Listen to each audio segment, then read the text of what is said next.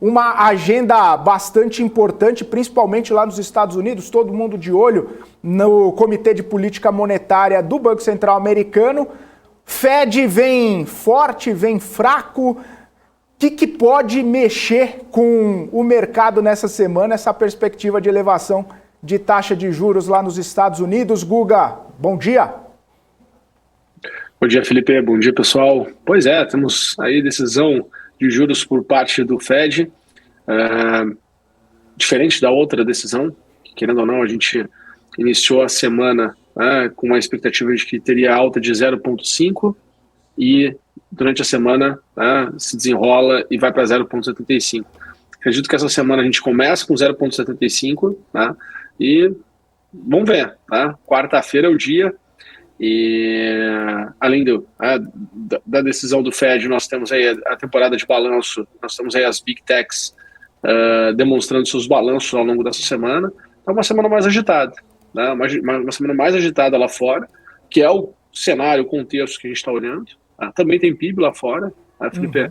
Se apontar de alguma maneira queda no PIB, seria o segundo mês seguido, o que tecnicamente diria que os Estados Unidos estariam em recessão, mais cedo do que eu acho que os analistas estavam imaginando. Então vamos ver, uma semana interessante. Acho que Brasil, a gente começa aqui com um relatório Focus apontando IPCA, uma expectativa de 7,3. Então, há um mês atrás nós estávamos com expectativa de 8,27, agora estamos com expectativa de 7,3. Vem caindo. A gente que acompanha bastante toda semana, ter essa expectativa de queda na inflação é algo extremamente positivo já no contexto que nós estamos. E aí, a Selic, que estava nós já estamos aí há um bom tempo com a expectativa de 13,75, então na próxima reunião do cupom tenderia a ser a última elevação. Vamos ver, não está tudo definido. O mercado está em constante transformação, em constante movimento, mas algo também que me chama a atenção é a questão do PIB, que há um mês atrás nós estávamos com uma expectativa de alta de 1,5, agora já estamos com expectativa de alta de 1,93, mesmo com todo o contexto, todo o cenário. Então o Brasil, querendo ou não, se a gente for comparar com as outras economias, nós estamos, de certa forma, melhor, nesse momento agora de curto prazo, pelo menos. Ô Guga, e aí o mercado, a gente sempre fala que o mercado acaba antecipando, o mercado acaba fazendo suas projeções e dando seus pitacos antes.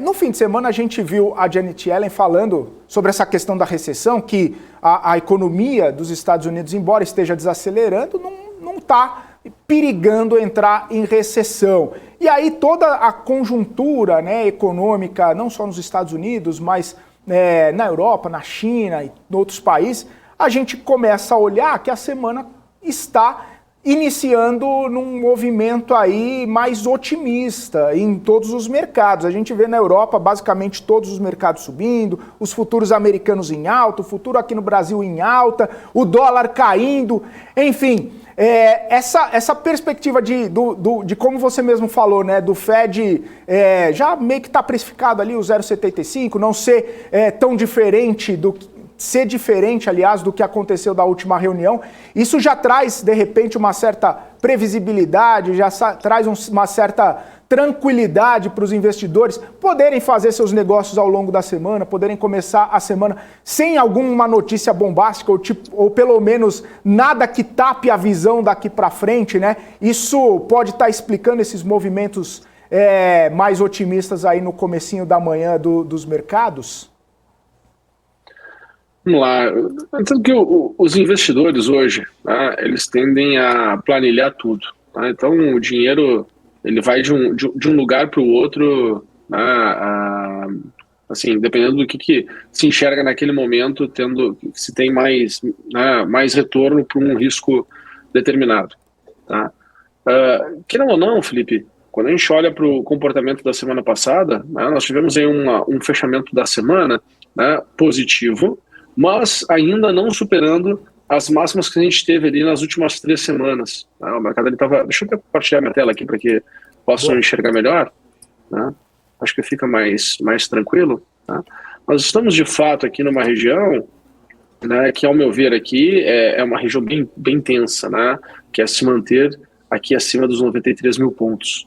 O mercado, o Bovespa, ele precisa se manter acima dos 93 mil pontos. Fechamos semana passada com uma semana positiva, mas muito longe de voltar para os patamares que nós estávamos anteriormente. Tá? E a gente viu que os períodos de mais tensão, o mercado ele perdeu, tá? Perdeu níveis de preço e foi trabalhar num nível de preço mais abaixo, bem mais abaixo. Tá? E está se mantendo nesses patamares. Então a gente precisa que o mercado ele melhore muito nesse momento que nós estamos agora, porque senão, tá, continuando a ter notícias negativas, a tendência é ir buscar patamares cada vez mais baixos. Tá? Então, assim, eu não sinto que o investidor está confiante, eu não sinto que o investidor está querendo tomar risco, tá? Não sinto. Tá? Eu sinto que o investidor está assim, poxa, precisamos que mais tempo passe. Precisamos que, querendo ou não, essa crise de abastecimento no mundo ela seja superada. Ela ainda não foi superada. Tá? A gente precisa entender melhor sobre esse tema de inflação, tá? Que vem decorrente dessa questão de crise de abastecimento. Tá? Então a gente está com problema de oferta, a gente está com um problema na cadeia de suprimento, e isso, querendo ou não, tem uma tensão no ar. Esse segundo semestre desse ano, de 2022, ele é bem decisivo. Isso aqui é interessante, né? Todos os semestres passados também foram bem decisivos. Né? Mas parece que nos semestres passados a gente estava num processo ascendente, né? De bolsa subindo, se desenvolvendo, juros nos Estados Unidos ainda, né? Ali sem querer subir, tá? Então a gente estava com outro contexto, a Europa também, agora a gente está num outro ambiente, tá? Já se começou a elevação de juros. Esse final de semana eu conversava com alguns amigos investidores e falava assim, poxa, para mim o problema não é nessa decisão agora do Fed, não é essa reunião que é a problemática, para mim é a partir da próxima. Tá? Pô, aqui vai subir 0,75, beleza, a gente vai para 2,25 a 2,50, legal, só que a partir da próxima, como vai ser? Né? Então, para mim, conforme vai passando o tempo, a gente vai chegando em pontos decisivos para determinados pilares. Essa questão do juros nos Estados Unidos, para mim, a partir da próxima reunião do Fed, não essa dessa semana, mas na próxima, é que a coisa vai ficar bem tensa. Mais ou menos eu fico olhando para quando nós estávamos aqui na metade do ano passado, né, lá em junho do ano passado, um ano atrás, quando nós atingimos o patamar dos 6%. Quando a gente estava no início do ano, né, a gente começa, né, que tem toda a elevação de juros, né, quando a gente está no início do ano, a gente imaginava que o final do ano a gente estaria com 5,5%, 6%. E a gente terminou no patamar que a gente terminou. Então, assim, eu sinto que a gente está chegando nesse ponto de mudança, né? E aí vai vir, de fato, a surpresa, aí vai vir, de fato, o susto por parte dos mercados. Tá? E aí a gente tem a chance de ter uma correção. Tá? Aproveitando, já que eu estou com o gráfico na tela, olhando para o dia de hoje, tá, Felipe? A minha janela de percepção é essa aqui. Para mim, o divisor de águas, olhando para o índice futuro, é a região dos 100.200 pontos, tá? 100.150, 100.200 pontos. Abaixo desse patamar de preço, eu acredito que a gente volta abaixo, né, lá para os 98.500, 98.100. Tá? Acredito que a gente tem espaço para voltar para esse patamar. E, continuando nessa inércia positiva, eu vejo aqui o 101.100. Tá? 101 mil pontos, 101.100 pontos. Tá? É onde eu acredito. Acima desse patamar de preço, teria que ter alguma coisa que estimulasse muito positivamente o mercado e a gente teria condições de buscar os 105 mil pontos. Né? Eu acho que a gente entra aqui numa janela positiva maior, teria que entrar algum motivo maior para que isso acontecesse. Né? Então eu vejo muito mais aqui uma condição do mercado, né, nessa região do 101.100, ter esticado, ter exagerado toda essa movimentação de alta aqui no curto prazo, para depois entrar num processo de correção diferente. Agora, nessa fotografia, neste momento, perdendo 100.150 pontos, volta para os 98.500, 98.100 e quem sabe 96.200. Tá? Me chama bastante atenção a intensidade que nós tivemos na correção, a intensidade que nós tivemos aqui na retomada. Tá? O mercado ele precisa acelerar até para tirar essa nhaca pessimista. vamos assim dizer, né, uma meleca pessimista que a gente tem aí nos mercados no curto prazo. Tá? Mas me parece ser um alívio, me parece ser um respiro, me parece ser uma condição aqui de momento. Tá? Eu ainda não consigo enxergar aqui os movimentos mega fortes, assim, com uma mega inversão, e imaginando que o mercado possa ir a 150 mil pontos, por exemplo. Tá? Que se nós tivermos um otimismo mesmo, teria que ser um otimismo que conseguisse ter força para levar, por exemplo, o nosso Ibovespa para 150 mil pontos, que seria uma alta em torno de 50%.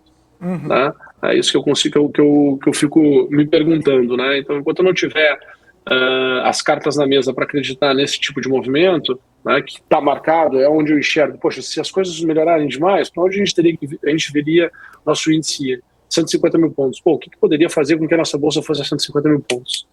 Então eu fico fazendo essas perguntas, até vale a provocação aí para os nossos telespectadores, porque quem consegue enxergar motivos que fariam com que a nossa bolsa pudesse ir a 150 mil pontos.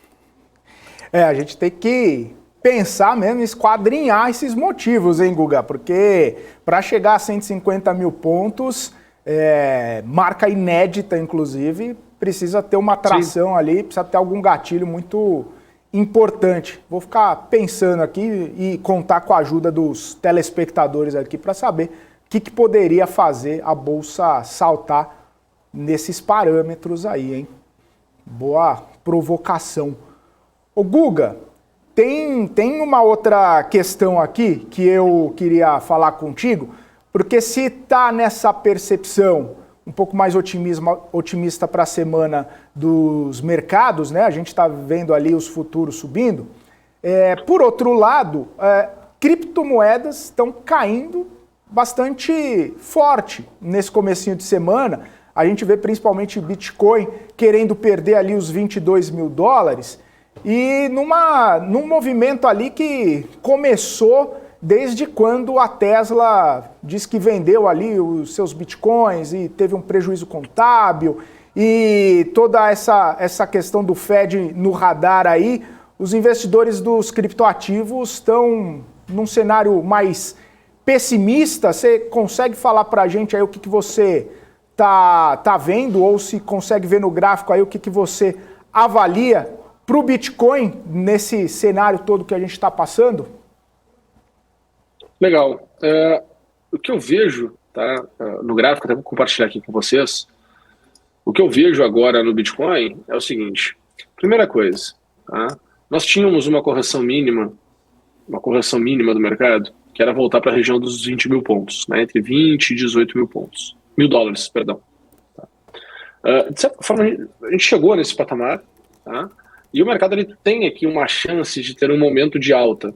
Ele tem aqui uma janela para ter um movimento de alta novamente. Esse movimento de alta, tá, que eu consigo enxergar, é uma possibilidade de, quem sabe, chegar até 27 mil dólares. Tá? O que acontece? A informação que está disponível na nossa memória. Qual é a informação que está disponível na nossa memória? Os 60 mil, os 50 mil. Né? Então a gente tem uma sensação de que as coisas estão muito ruins. Tá? O que aconteceu aqui nesse período foi que a gente teve aqui uma possibilidade, onde o Bitcoin subiu e valorizou 24%. A gente teve aqui uma janela de valorização de 24%, que ao meu ver, assim, teria a chance de valorizar até, quem sabe, 40%, né, 45%. E estaria muito longe ainda das máximas históricas. Né, muito longe ainda. Tá? Então, o que eu vejo, no curto prazo, pelo menos, tá, até hoje, o meu convite para quem quiser assistir o programa Insights, eu tive a oportunidade de entrevistar o André Franco, do mercado Bitcoin, e ele fala com muita propriedade sobre esse mercado de criptomoedas. Tá, Felipe? Então, fica a dica aí para o pessoal poder assistir hoje, no final da tarde, né, a minha entrevista que eu fiz com ele. E a gente falou bastante sobre isso, né, sobre o mercado, sobre dados, sobre números estatísticos. Vale muito a pena para o pessoal poder pegar mais propriedade. Foi um papo bem legal. Mas, enfim, o que eu consigo enxergar, Felipe, é dentro de uma janela de otimismo de curto prazo, seria uma força, assim, pudesse levar de volta o Bitcoin ali, quem sabe, a 27 mil dólares. Tá? Eu não consigo enxergar nada acima disso. Tá? Eu acho que o mercado ele não tem força, ele não tem cenário, ele não tem contexto para conseguir ir acima desse patamar de preço e se manter acima desse patamar de preço. Tá? Então, acho que vai ter uma briga muito grande nessa região. Tá? Começa, conforme vai passando o tempo e a cotação ela não avança para esse patamar, ela vai perdendo momento, tá? O momento de alta vai passando e ela vai entrando novamente no momento de baixa. Um momento de baixa, tá? Uma sequência de queda nesses patamares, o Bitcoin volta, tá, para a região de 15.500 pontos, que é lá o patamar de preço de novembro de 2020. Olha que interessante, né? Novembro de 2020.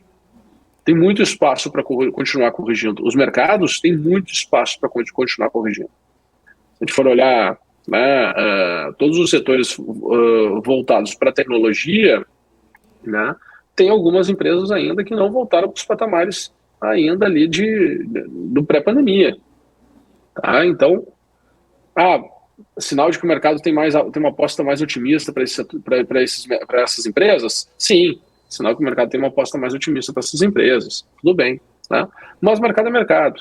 Tá? Só quem viveu já crises pesadas, e que o preço ficou muito tempo, né, perto das mínimas, que é muito diferente do que aconteceu em 2020.